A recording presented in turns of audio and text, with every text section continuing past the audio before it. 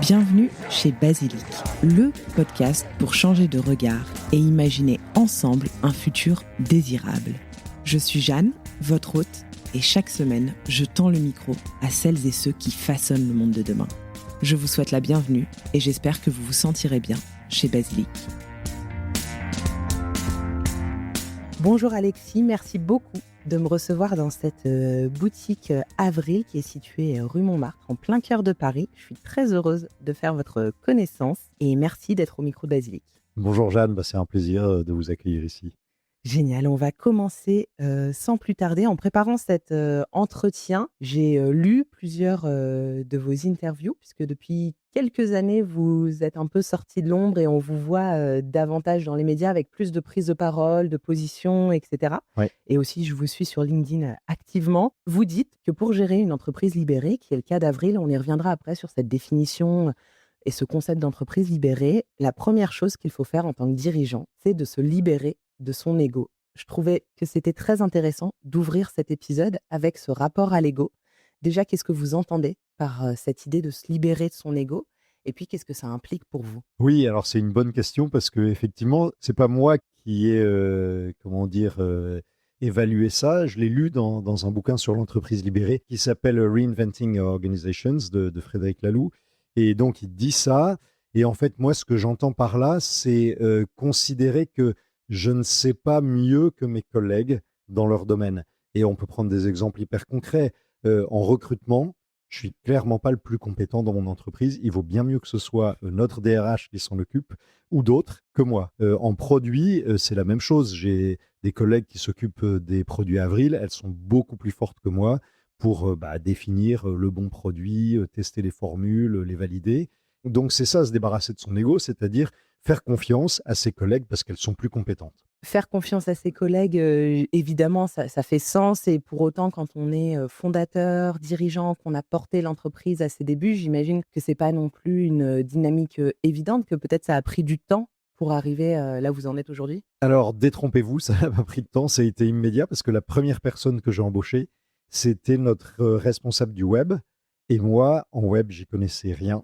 Et donc, naturellement, j'étais bien obligé de lui faire confiance parce qu'elle connaissait son métier, elle savait ce qu'elle faisait. Moi, j'avais aucune possibilité de lui donner des orientations, de contrôler son travail. Donc, dès le début, elle a été hyper autonome. Alors, je voudrais qu'on revienne justement sur ce concept d'entreprise libérée que vous appliquez chez Avril. Est-ce que vous pouvez voilà, nous définir le fonctionnement de la structure aujourd'hui? Oui, tout à fait. En fait, l'idée de l'entreprise libérée, c'est que chacun, chacune dans son domaine est décisionnaire. C'est-à-dire que dans une organisation traditionnelle, il y a des équipes, des chefs d'équipe, et en général, ce sont les chefs qui décident et qui contrôlent que leurs équipiers appliquent leurs décisions. Dans une entreprise libérée, pas du tout. C'est chacune qui est décisionnaire, c'est pas le chef qui décide. Alors évidemment, ces décisions, elles se prennent dans un cadre qui est donné par l'entreprise.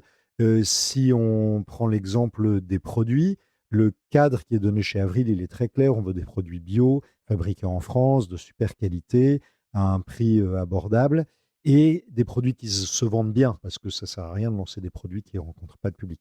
Et donc, tant que les produits restent dans ce cadre-là, les chefs de produits chez Avril, elles sont tout à fait libres de lancer des produits sans me demander ma validation. Voilà, donc c'est comme ça que ça fonctionne, et c'est beaucoup plus fluide, parce que du coup, il n'y a pas des instances de décision, des comités qui alourdissent le processus.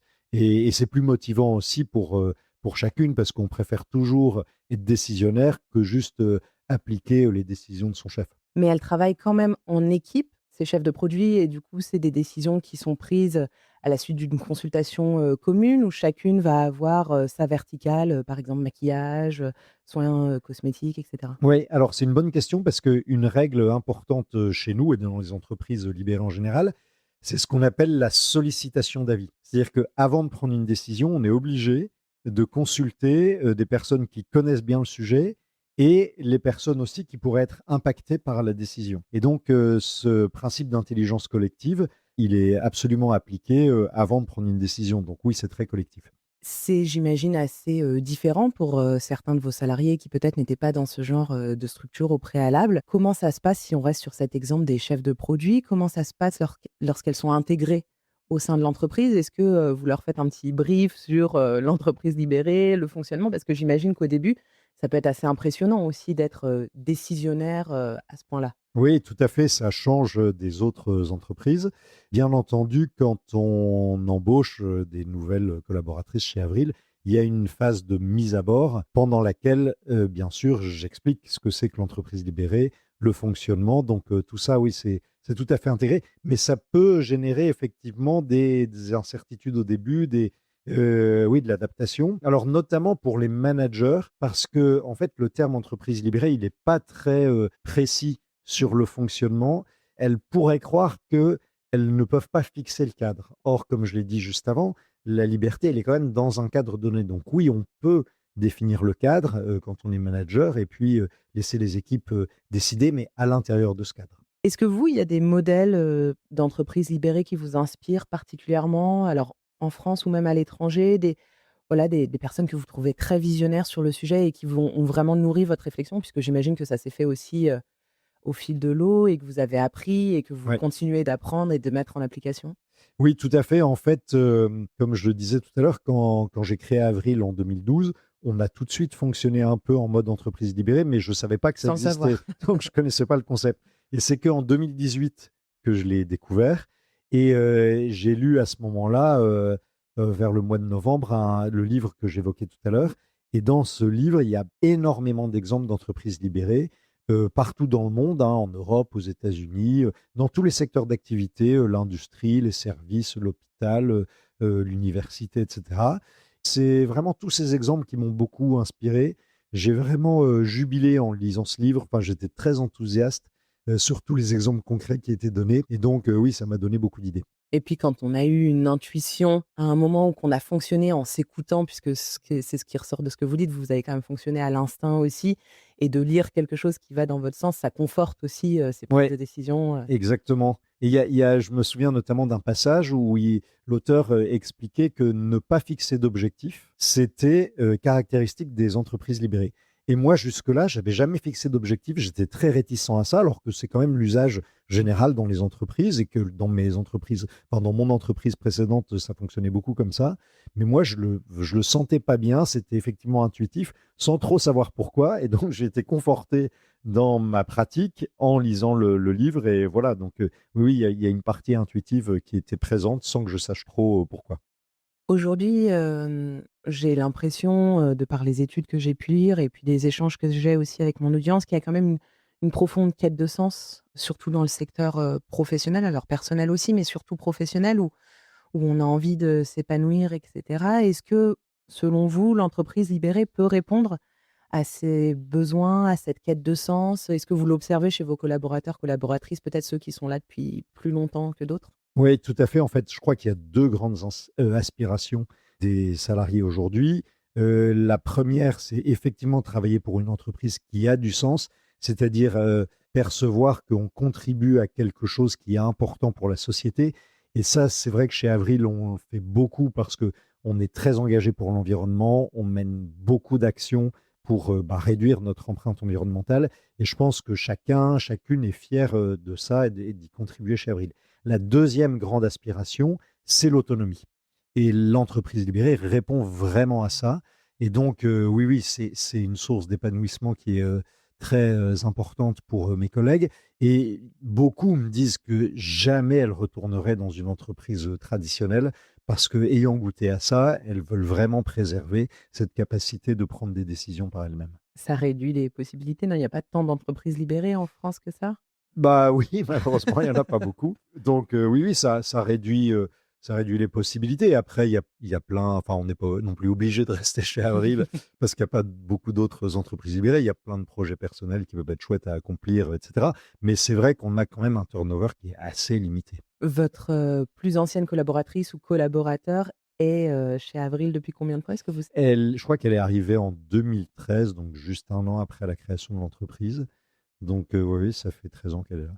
vous avez donc, vous venez de le dire, créé Avril en 2012 avec, une vision, une envie aussi quand même de faire différemment, de la vie professionnelle que vous avez connue. Vous allez, sûrement nous en parler.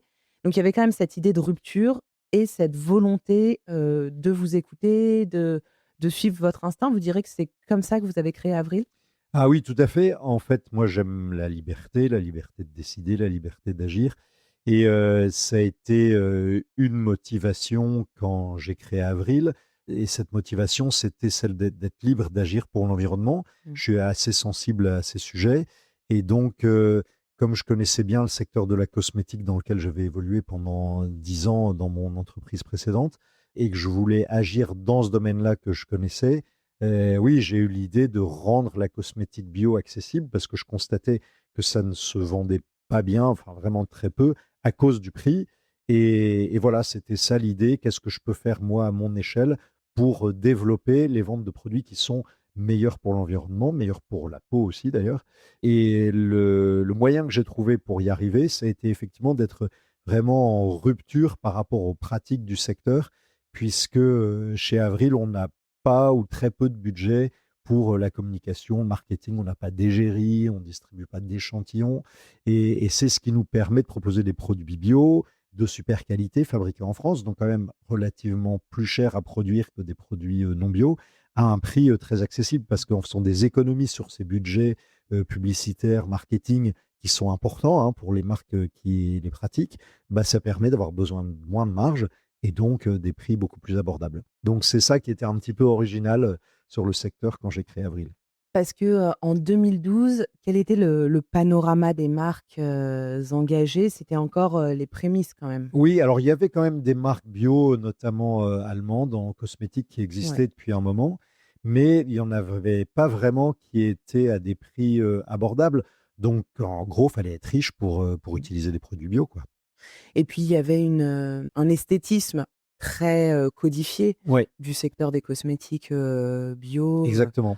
avec, quand même soit très épuré, soit quelque part, pas finalement pop comme c'est le cas, chez Avril où Ouais, quand on rentre dans une boutique, il y a toutes les couleurs, exactement. c'est très flashy et ça j'ai l'impression que c'était l'ADN quand même dès le début. Oui, tout à fait. En fait, c'est vrai que à ce moment-là, les marques bio étaient toutes vertes, hein. Ouais. Donc voilà. Donc c'était un petit peu austère. Et en fait, bah, moi, j'aime les couleurs. Enfin, je suis très sensible à ça. Je voyais pas pourquoi une marque bio devrait forcément être un peu tristoun, un peu voilà, identique à toutes les autres, et qui avait moyen de rendre le bio désirable. Donc oui, oui, c'est vrai. Puis en plus, on s'appelle avril. C'est quand même, ça évoque quand même le printemps, Mmh. les couleurs, les fleurs, donc c'était vraiment cohérent d'avoir des signes graphiques qui étaient assez gais, assez joyeux. Est-ce que vous aviez une vision, particulière en créant Avril? Peut-être, inavouée, mais en tout cas une ambition avec la marque, si ce n'est de rendre la cosmétique bio accessible, mais voilà une ambition de développement, quelque chose que peut-être vous remettiez un peu sous le tapis pour pas que ce soit trop vertigineux ou pas tellement? Parce que Si, vous veniez si, de la grande distribution quand oui, même, tout à donc fait, ouais, il y a ouais. des enjeux, il y a Non, non, mais absolument. Et en fait, moi, j'ai créé Avril pour avoir de l'impact. Pas si Avril était resté une marque confidentielle, bah, son impact aurait été très limité. Et donc, bien entendu, j'ai créé Avril avec l'ambition que ça se développe beaucoup pour convertir le maximum de gens à la cosmétique bio, pour que effectivement l'utilisation de produits cosmétiques soit plus vertueuse. Vous disiez dans une de vos récentes prises de parole qu'il avait fallu, 3 ans, de bouche à oreille pour que Avril commence, à émerger. Alors 3 ans, c'est assez court sur la vie d'une marque. Pour autant, dans nos sociétés actuelles, ça paraît, très long. On a l'impression que la réussite, peut se faire en quelques jours et en quelques clics seulement, on y reviendra. 3 ans de bouche à oreille, comment ça s'est passé ce développement justement? Comment vous le disiez, vous avez recruté tout de suite quelqu'un pour le web. Comment ça s'est fait? Est-ce que, vous avez eu envie peut-être à des moments de baisser les bras? Oui, alors c'est vrai que comme j'avais eu l'idée un peu saugrenue de lancer une marque sans budget pour la faire connaître, Ouais, c'est pas évident. ça a très bien marché. Elle était inconnue pendant longtemps. Et donc les débuts étaient très difficiles et assez inquiétants. Alors j'ai jamais vraiment envisagé de baisser les bras, mais quand même j'étais inquiet parce que en fait j'avais imaginé que ça prendrait tout de suite. Vous le disiez, parfois ça marche en quelques clics. Moi, c'est ce que j'avais rêvé. Je pensais qu'au lancement de notre site internet, on ferait tout de suite une centaine de commandes par jour. Et en fait, on en faisait une par jour. Donc, c'était vraiment lamentable. Donc, un petit peu inquiétant. Et c'est vrai que j'ai aussi choisi un modèle assez frugal en finance. J'ai pas choisi de lever des fonds et d'investir beaucoup pour conquérir des clients tout de suite, qui sont des modèles qui existent aujourd'hui et qui, bon, parfois ont beaucoup de succès. Mais moi, c'est pas l'option que j'ai prise parce que je préfère rester libre, rester vraiment majoritaire dans mon entreprise pour pouvoir continuer à prendre les décisions qui ont du sens pour moi. Et donc, ça a impliqué d'être un peu patient pour par le temps que ça prenne, quoi, que le bouche à oreille, comme vous disiez, fonctionne et que ça puisse se développer. Mais donc, les premières années étaient un peu compliquées économiquement, mais après, au bout de 3 4 ans, oui, ça a commencé à bien se développer. Après, 2015, il y a eu aussi quand même, je pense, et vous me direz si c'est pertinent, mais une prise de conscience, c'était, l'accord de Paris, il y a eu peut-être aussi, une bascule dans le comportement, des consommateurs et des consommatrices? Oui, c'est vrai que les gens sont devenus de plus en plus sensibles à ces sujets environnementaux, hein, et c'est pas fini parce que l'actualité est toujours là. Enfin, je veux dire, on continue à augmenter nos émissions de carbone, par exemple, donc Mmh. ça va pas disparaître demain matin, cette nécessité urgente d'agir, et du coup, ça va continuer à toucher tout le monde. Mais c'est vrai que c'est un moment où on en parlait beaucoup et qui était très positif pour toutes les actions environnementales et d'ailleurs de façon, en France en tout cas, très transpartisane. Enfin, Mmh. c'était pas, cantonné à un parti ou et donc c'est vrai que je pense que beaucoup de gens ont pris conscience à ce moment-là de la nécessité d'agir. À quel moment est-ce que vous avez, senti, le déclic? Que vous avez senti que la mayonnaise commençait à prendre vraiment? Dans les 4 premières années, il n'y a pas vraiment eu de déclic, ça a été très progressif, mais ce qui a beaucoup changé, la notoriété d'Avril, la taille de l'entreprise, ça a été l'ouverture de la première boutique, à Lille en 2016, donc un peu plus de 4 ans après le démarrage. En fait, on a ouvert cette boutique parce que on avait beaucoup, beaucoup de demandes pour essayer les produits. Les gens disaient: «Ben, moi, j'aimerais bien acheter des produits Avril, mais j'ai quand même besoin avant de les tester, de savoir si, le fond de teint, me correspond, si la poudre a une bonne tenue, si vos gels douche sentent bon», enfin voilà. Or, on ne pouvait pas apporter de réponse à ce besoin parce qu'on vendait en ligne, on vendait chez des revendeurs, mais ils n'avaient pas forcément des testeurs. Et donc on s'est dit: «Bah, il faut qu'on ouvre une boutique avec toutes nos références, avec des testeurs pour tout, une équipe qui va être capable de conseiller, les clientes et les clients», et voilà. Et donc comme on est basé, dans le Nord, on a ouvert, cette première boutique à Lille, fin 2016, et elle a fonctionné tout de suite. On a ouvert les portes, le jour de l'ouverture, elle a été remplie de clients immédiatement, et donc ce succès, bah, nous a forcément amené à envisager d'en ouvrir d'autres. Donc l'année d'après, on a ouvert 2 autres magasins, un à Paris et un à Rennes. L'année suivante, en 2018, 4 autres. Et puis, depuis 2019, on en a ouvert pas mal, puisqu'aujourd'hui, on en a 70. Voilà, donc c'est ça qui a vraiment changé la dimension d'Avril. Cette année, enfin sur cette dernière année, vous en avez ouvert, beaucoup en 2025 Oui. et aussi, en 2026. Je crois qu'il y a pas mal, d'ouvertures, de prévues. Comment est-ce que vous choisissez les villes dans lesquelles vous allez vous implanter? On en parlait, avant de débuter cet entretien. Vous êtes majoritairement basé en France, mais aussi, vous avez aussi une boutique, au Maroc, des boutiques qui vont ouvrir dans les DOM-TOM. Comment est-ce que vous choisissez ces lieux d'implantation? J'imagine que c'est, des décisions, hyper importantes et vous avez aussi pris la décision de fermer une boutique, il y a quelque temps, non? Oui, ça nous arrive. Alors comment on décide d'ouvrir? En fait, comme les produits Avril sont vendus à un prix qui est très abordable, hein, le prix de vente moyen d'un produit Avril, c'est 7 €. Il faut qu'on en vende beaucoup pour pouvoir rentabiliser une boutique, parce que les loyers sont élevés, parce que les travaux coûtent cher, parce qu'il faut payer l'équipe de vente. Et donc, pour en vendre beaucoup, il faut quand même des villes d'une taille minimale. Donc nous, on considère qu'il faut une agglomération d'à peu près 100 000 habitants pour ouvrir une boutique. Alors, il y a des exceptions. On a ouvert dans une toute petite ville dans les Vosges là, cet hiver, qui s'appelle Remiremont, qui fait pas du tout 100 000 habitants avec l'agglomération, et ça fonctionne quand même. Donc, il peut y avoir des exceptions. Donc, le commerce, c'est pas si facile. Il y a parfois des mystères, des choses auxquelles on s'attend pas. Mais en gros, notre standard, c'est ça, c'est des villes d'au moins 100 000. Après, oui, chez Avril, c'est moi qui m'occupe de ce qu'on appelle le développement, c'est-à-dire trouver Mmh. des nouveaux emplacements pour ouvrir des nouvelles boutiques. Et parfois, je me trompe. Parfois, je choisis un emplacement qui n'est pas bon. Et donc, on ouvre la boutique et puis on s'aperçoit que malgré tous nos efforts, bah, elle ne prend pas, elle ne se développe pas.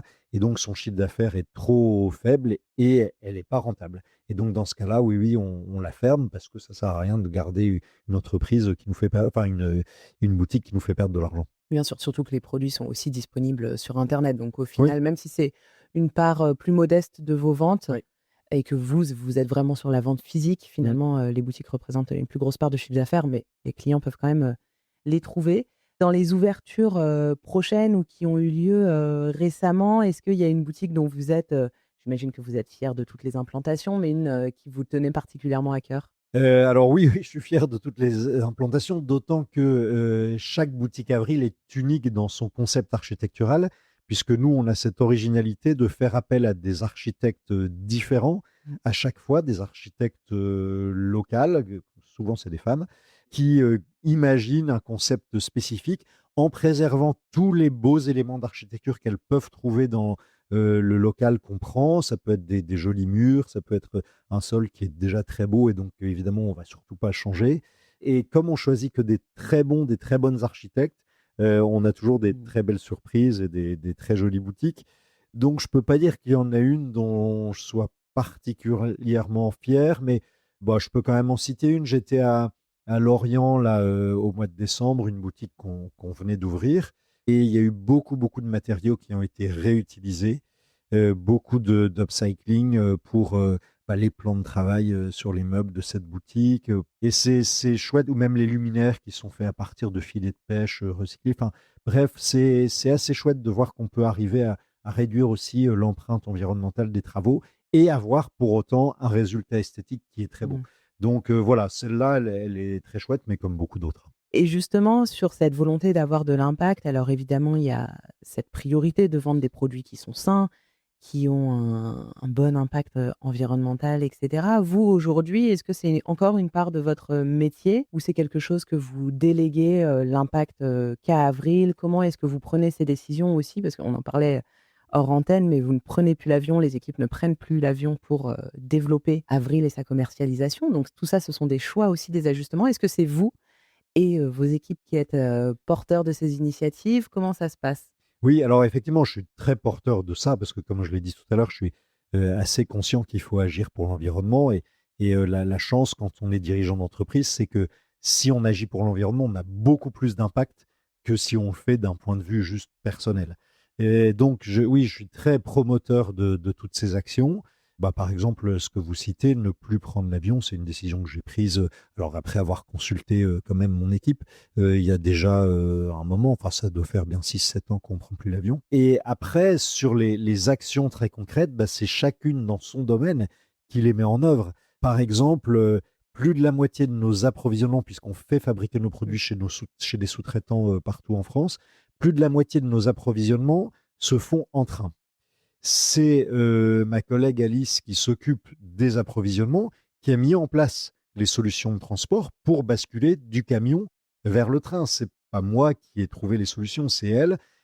Donc évidemment, bon déjà, elle, à titre personnel, elle est très engagée sur ces sujets, mais elle sait que dans notre entreprise, ça compte et c'est dans ce domaine qu'il faut agir. Donc elle a exploré des solutions pour y arriver. Et pour les produits, c'est pareil. Notre équipe produit cherche en permanence des solutions pour réduire le poids des emballages, pour améliorer la composition, pour que tout en restant de super qualité, elle ait le moins d'impact environnemental possible. Donc oui, c'est chacune dans son domaine qui agit pour l'environnement. Est-ce que ce sont des informations que vous communiquez facilement avec vos consommateurs, consommatrices? Alors, sur les produits et la composition, oui, bien sûr. Plutôt sur les petites actions invisibles, Ouais. finalement, qui ont un impact énorme. Oui, mais on en fait tellement que et on a, comme on disait tout à l'heure, pas vraiment beaucoup de budget de communication, qu'on ne peut pas communiquer tout ça de manière importante.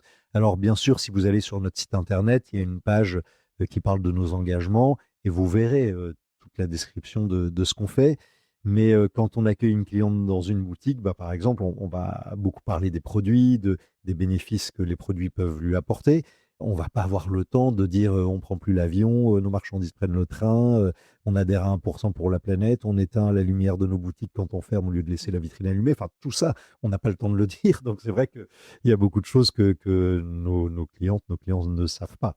Oui, il y a une part d'impact, invisible, enfin Ouais. réel, mais invisible pour la clientèle, Ouais, bien sûr. exactement. Et en fait, nous, ce qui nous motive, c'est pas d'agir pour communiquer, c'est d'agir parce que ça a de l'impact. Donc, tant pis si on communique pas, c'est pas grave. L'essentiel, c'est qu'on fasse notre part. Est-ce que c'est pas un petit peu frustrant parfois, et peut-être pas, hein, mais d'observer des concurrents, beaucoup moins engagés, mais qui communiquent beaucoup sur ces sujets-là? On le sait et ça a été quand même une grande part de la communication dans tout le secteur, des marques, ces dernières années, un peu moins maintenant, mais ça a quand même pris beaucoup de place, les engagements, écologiques, l'impact sur des structures qui peut-être avaient moins d'impact que la vôtre. Oui, alors moi, je regarde pas trop nos concurrents. Voilà, on se concentre sur ce qu'on a à faire nous, sans trop observer ou encore moins juger les autres. Donc voilà, non, on n'est pas du tout frustré. Enfin, moi, je m'en préoccupe absolument pas. On le disait, ça fait donc 14 ans qu'Avril, existe. Qu'est-ce qu'aujourd'hui vous aimeriez dire au Alexis de 2012? Bah, lui dire de tenir bon, bien sûr, parce que comme les débuts étaient difficiles et qu'il était inquiet hein, en 2012, ça serait bien de le rassurer en disant bah, tiens bon et ça va marcher, et puis tu vas pouvoir avoir de l'impact. Donc, réussir ce pourquoi tu as créé Avril. Et puis, je crois, oui, rester cohérent dans ses pratiques par rapport aux valeurs. Qui l'animait à l'époque et qui l'anime toujours et peut-être de plus en plus. Et puis rester curieux pour voir les évolutions du monde, les évolutions des aspirations, les évolutions des techniques, les évolutions. Enfin voilà. C'est parfait, merci beaucoup. Et pour terminer, chez Basilic, il y a une grande partie de l'audience qui entreprend, qui porte des projets parfois, associatifs, parfois, entrepreneuriaux. Les profils sont très différents évidemment. Je le disais tout à l'heure, mais on a vraiment l'impression, et c'est exacerbé avec les réseaux sociaux, que la réussite se fait en un claquement de doigts et que c'est très facile. Vous avez fait preuve, de patience, de résilience peut-être, le terme est peut-être un peu galvaudé maintenant, mais en tout cas, voilà, d'obstination aussi à certains moments. Quel message est-ce que vous pourriez faire passer justement à ces porteurs de projets, à ces personnes qui ont leurs valeurs, chevillées au corps et qui n'ont pas envie de baisser les bras dans des situations, qui sont parfois complexes, comme ça peut l'être en ce moment? Oui, alors ce que je pourrais dire, c'est que accomplir des choses qui ont du sens, ça apporte énormément de joie. Moi, vraiment, je le ressens à chaque fois qu'Avril fait une avancée pour l'environnement, mais ça me met en joie. Je Mmh. parlais du train tout à l'heure pour nos approvisionnements de produits.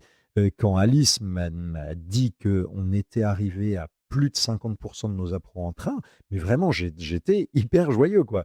Et alors que c'est pas moi, encore une fois, qui avait fait cette action, c'est elle, mais me dire que j'avais contribué à ça, que mon entreprise contribuait à ça, c'était très, ouais, ça m'a rempli de joie. Et donc, voilà, croire à ses rêves et puis vouloir les accomplir, c'est vraiment une grande source de satisfaction. Voilà, maintenant, il y a le principe de réalité, hein, il faut quand même pouvoir manger tous les jours. Donc, mais en tout cas, tenir bon, ça vaut le coup si à l'arrivée, on peut accomplir ce qui tient à cœur. Génial. Merci beaucoup Alexis pour ce temps d'échange. C'était vraiment passionnant de plonger un peu plus dans les coulisses, d'Avril, et puis, à dans 10 ans pour, voir où vous en êtes et comment Avril, s'est développé d'ici là. Ça marche, on prend rendez-vous. Merci À Germaine. bientôt. Au revoir. Merci d'avoir écouté cet épisode jusqu'au bout. Si vous êtes encore là, j'imagine qu'il vous a plu. N'oubliez pas de vous abonner à Basilic sur votre application de podcast favorite pour ne louper aucun épisode. Vous pouvez également me suivre sur Instagram et LinkedIn @basilicpodcast pour découvrir les coulisses de tous les épisodes et de toutes les interviews. Et enfin, si l'univers du podcast vous intéresse, alors je vous invite à jeter un œil à basilicpodcast.com. Vous y découvrirez Basilic Studio, la formation que j'ai créée pour vous accompagner à lancer votre propre podcast et surtout le podcast de vos rêves, mais également Basilic Lab, l'agence qui nous permet de créer des podcasts pour des marques audacieuses et des thérapeutes engagés. Je vous donne rendez-vous la semaine prochaine pour un nouvel épisode et d'ici là, prenez grand soin de vous.